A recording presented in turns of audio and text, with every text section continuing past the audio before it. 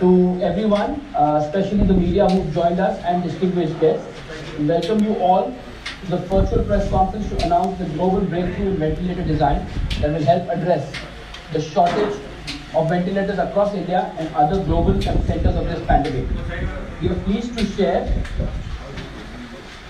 that an all-India team led by engineer, inventor, entrepreneur and former member of parliament, Mr. Konda Vishweshwar Reddy, has successfully achieved concept validation for a prototype COVID-19 specific ventilator built to UK and Canadian government specifications. We have Mr. Reddy with us today to take us through this innovative and next steps. Before I hand it over to him, please note that during the address by Mr. Reddy, we all will be muted and he will be talking to all of us, while only during the Q&A session, we will be unmuting the media to ask questions. Sir, we welcome you and please go ahead and share insights about this. Thank you all of us for being here. Now, what we have here is the first Indian design developed COVID ventilator, COVID specific. Now, there are many types of ventilators. There are CPAP machines, BiPAP machines, mechanized bamboo bags. But what we need for COVID is not merely a machine which will make a patient breathe and breathe out. We need a machine that has the ability to oxygenate the patient blood. So now what is this COVID ventilator? And we all know there's a ventilator shortage throughout the world, including the advanced countries, United States, Italy, UK. They are all ventilator manufacturers. Even they have a shortage. So what type of ventilator can solve these critical patients who have coronavirus, patients with ARDS, acute respiratory distress syndrome? So an ICU ventilator definitely can solve that problem. An ICU ventilator can be used on critical COVID patients, but ICU ventilators are expensive and it takes a long time to manufacture and there's a supply chain issue. So UK government was the first government in the world to come up with what is called as a specifications, minimum specifications, which will give clinical benefits to a coronavirus patient. After that, Australian government and Canadian government and US also came up with emergency use authorization for FDA. And subsequently, of course, the government of India was very proactive. They also came up with what is called as essential features for a COVID ventilator. Now, this particular machine is the first machine designed and developed. Other than the ICU machines that are there worldwide and one or two manufacturers in India, they also can supply COVID ventilators. But this is the first one that is newly developed specifically in this period to fight coronavirus. And we can go a little more deeper into it. So basically what is required is simply by pushing in the air, it doesn't. It requires very precise control. To be more specific, I have a small graph here. So typically one needs to increase the input pressure to a peak pressure, inspiration pressure, a plateau pressure, and then the expiration pressure. So the ventilator should be able to do all this function, not merely pushing the. Why? That's because for normal patients, it will merely push the air into the lungs and it will oxygenate the blood. But for a COVID patient or a pneumonia patient or patient with ARDS, the alveolus, there are 600 million of them, gets inflamed. They are coated with, they are filled with alveolar fluid, and so the oxygen has to penetrate the alveolar fluid through the alveolus into the blood vessels to oxygenate. So you need pressure. But if you give pressure, the alveolus get damaged, what is called as a ventilator-induced injury. So you have to give pressure without injuring the patient.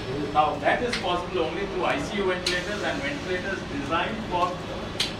designed for treating COVID patients, not just a bamboo bag squeezing machine or a CPAP machine or a BiPAP machine. So this is what it requires. And how do we do it?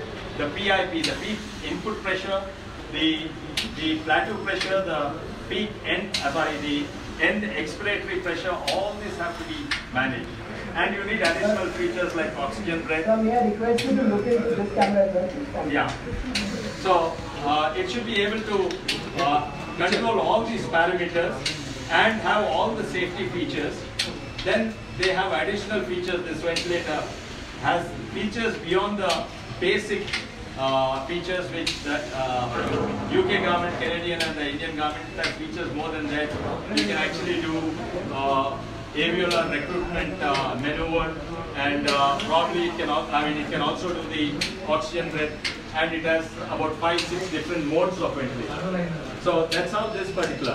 Now the crux or the heart of this ventilation, besides the controlling mechanism, which is electronics and software, is what we have applied for patent is what is called as a PAP, a precision air pump, because it has a chamber to control the volume and a chamber to control the pressure. So both the pressures and this thing, and that is actually at the back of this here, the PAP. We have the PAP here, the precision air pump, and that is what is patented. And then once you have that, you don't have to depend on very expensive regulators and sensors which are in soft supply. The supply chain of which is a problem. It takes 7 months for some of these sensors and regulators to be delivered to us. So it doesn't require very expensive and sophisticated pressure and flow regulators. It is made from, a lot of these are industrial parts available in most part of the developed and the developing world. Now, we have 3 different models of these ventilators. One is what you're seeing, this is a high-end with all kinds of touch control screens and graphics and other things.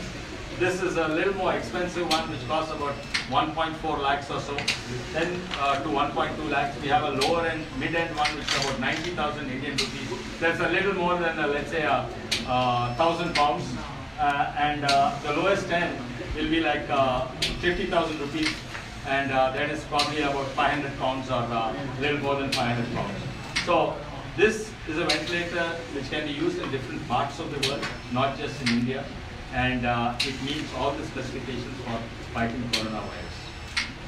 Okay, I think thank you very much, sir, for taking us through this.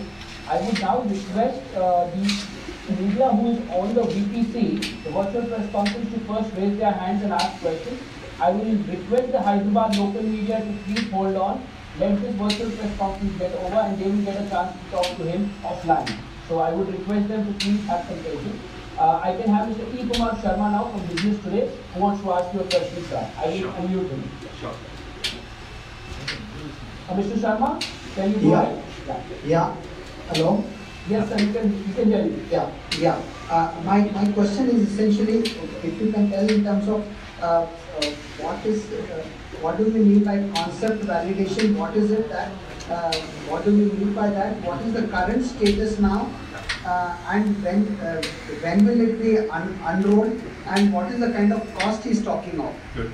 So the concept validation is basically the validation of what we designed, the PAP. That happened about 6. Can you come a bit closer, sir? I cannot hear you. Can you come a bit closer? Yeah. Can you hear me now? Yes, please. Okay. The concept validation is basically, there's an innovation here, which is the PAP, a pump that can control the pressure and volume. This happened about 6 weeks back. And subsequently, we have come a long way. We have actually completed the first prototype, the second prototype, and what you're saying is the final prototype which is tested on human beings. But before testing on human beings, there's a machine, Citrix and Fluke makes, the German companies make machine, which validates, calibrates, and certifies ventilator. So it's already tested on them. So can you please sit up so that we can see you as well while we talk to the media? Yes, please. So yes, sir. Yeah. So this is the concept validation happened about 6 weeks ago. Then various tests happened. Then calibration, validation, and certification also happened on imported ventilator certification equipment. We are one of the few people in the country who have that particular machine, and we tested for that. So what is the status now? Current status. Yeah. So the current status now is the ventilator is fully complete. What we are doing is some of the user interface. This is the user interfaces we presented to the doctor, what you saw behind, and the robustness. It's not just the functionality is not sufficient. The most important feature for a ventilator is reliability and robustness. Now, according to British specification, the ventilator has to run continuously for 4 days because nothing should get heated in the 4 days, day and night, 24 hours. But the typical in many of the ICUs in India, patient stays there for 2 weeks. So 14 days, 24 hours testing is not completed, the reliability. We have chosen parts, for example, the compressor, we have chosen runs continuously for 3 months. But there are so many other parts, the valves and other things, we have to test them. Test them after putting them together. So the next 2 weeks is the reliability testing has already started. Next 2 weeks is the reliability and robustness testing. And it is only after that we will start manufacturing. So manufacturing is still about 3 to 4 weeks away. But 3 to 4 weeks away is releasing into the market. Right now the reliability, repeatability, accuracy, robustness, calibrations, all these are happening right now. Okay, and the 2 other points which were there was, we need the approval of DCGI for this because it's a medical device and a life-saving equipment. Yeah, and what will be the cost of this? Yeah. The Empowered Committee is looking into these approvals here, and they actually came up with Who is looking into it? The Empowered, DIPP has formed the Empowered Committee, and it involves AIMS doctors, DRDO, quite a few scientists. All these people are there in the committee. They have come up with the specs for this. They are going to approve this, to my knowledge. And the cost of this, the highest end we are expecting between 1.2 to 1.4. The mid end is about 90,000, and the lowest end is around 40-50,000. But the accuracy for the highest model and the lowest model is going to be identical. It's only the user interfaces and some of the bells and whistles are going to be very different. Compared to the normal ventilators, how much will it be? This is 40,000 compared to what, 5 lakhs for the regular ventilator? No, you have to compare the 5 lakhs for a regular ventilator with a 1.2 lakh one, because the 5 lakhs, there's one made in India. It's very advanced, very good. It's an ICU ventilator, and it is 5 lakhs. So you can't compare that with this thing, and you have to compare that with a 1.2 lakh one. And even that, ours will have a few features less than that 5 lakh one. But it is more than sufficient to treat COVID patients as per the Indian government or UK or the Canadian government. Okay.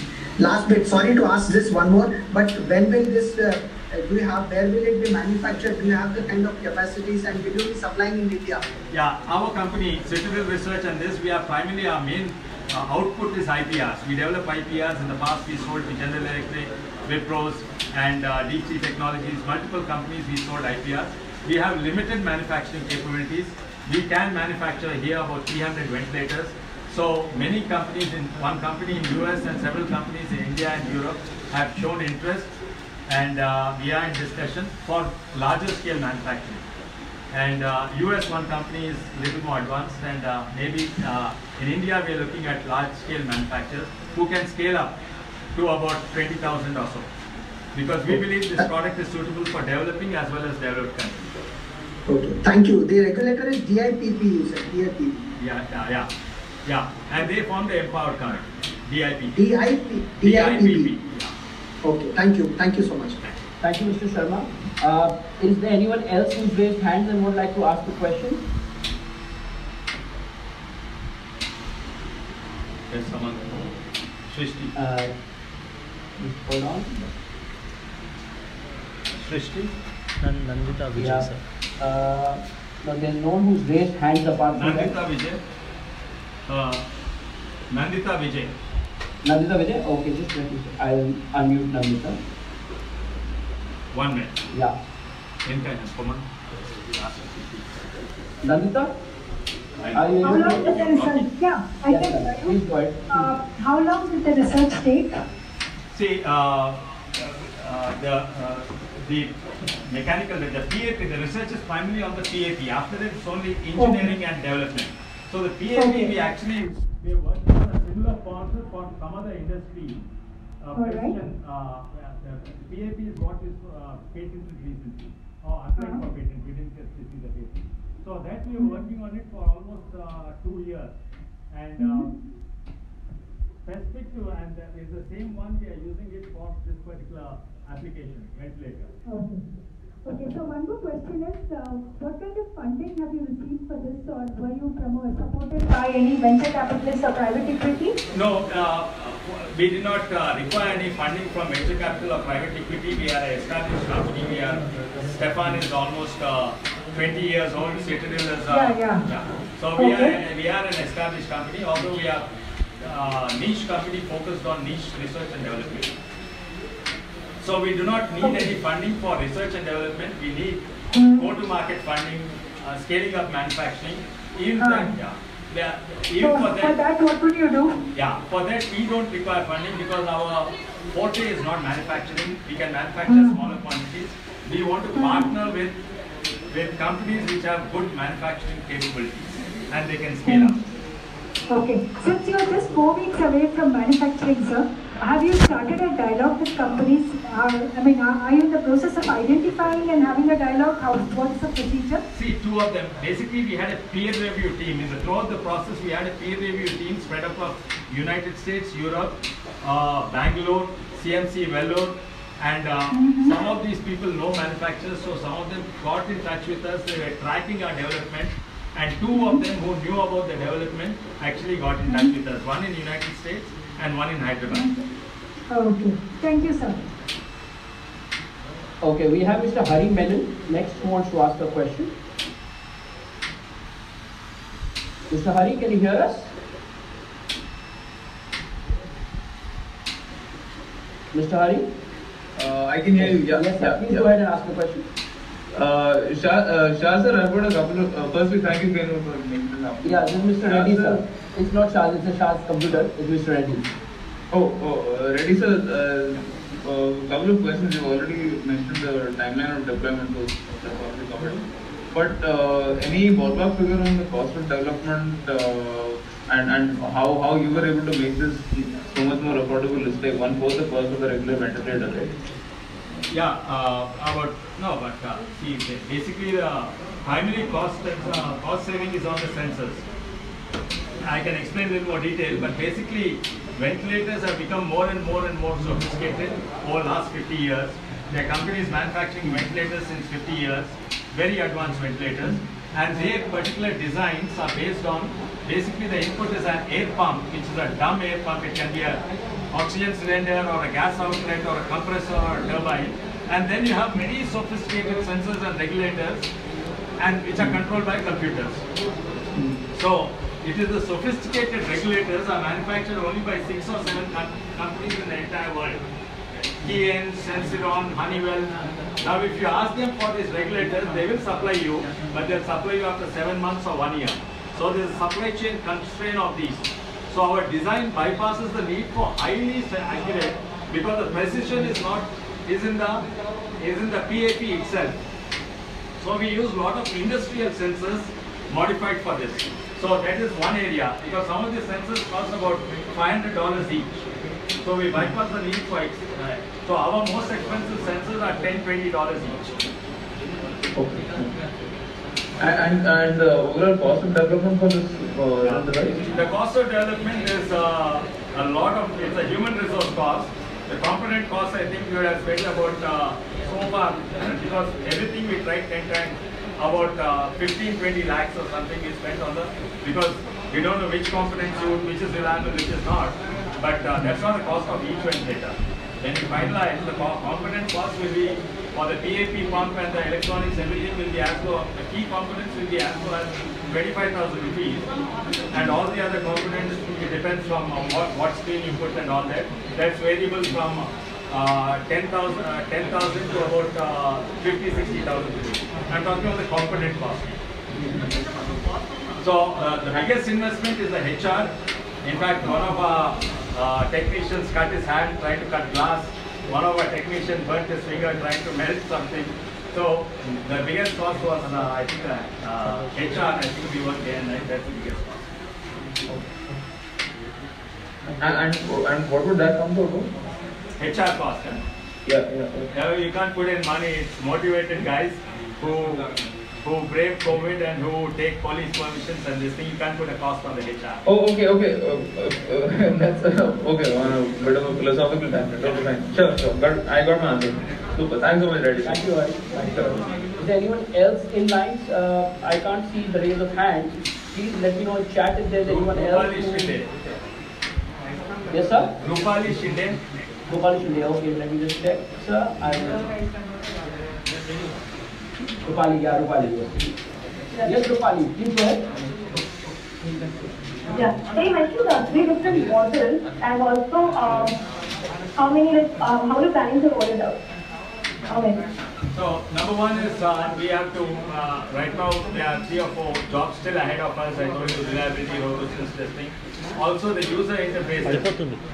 Some people like NOC, some people like touch control, some people like silent. User interface is still going to be, we need a consensus of the user interface.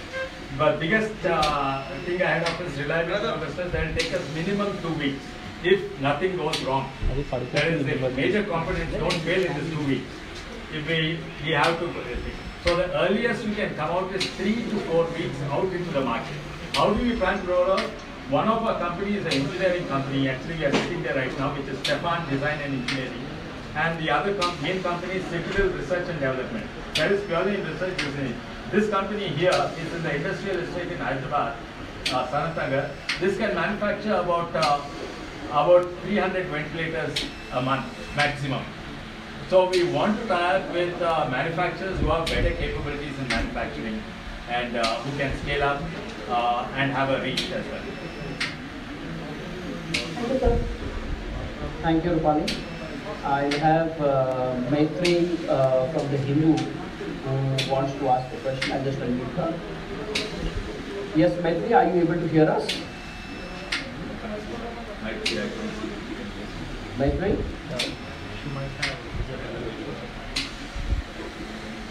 Okay. Maitri, are you there? I am not able to hear you.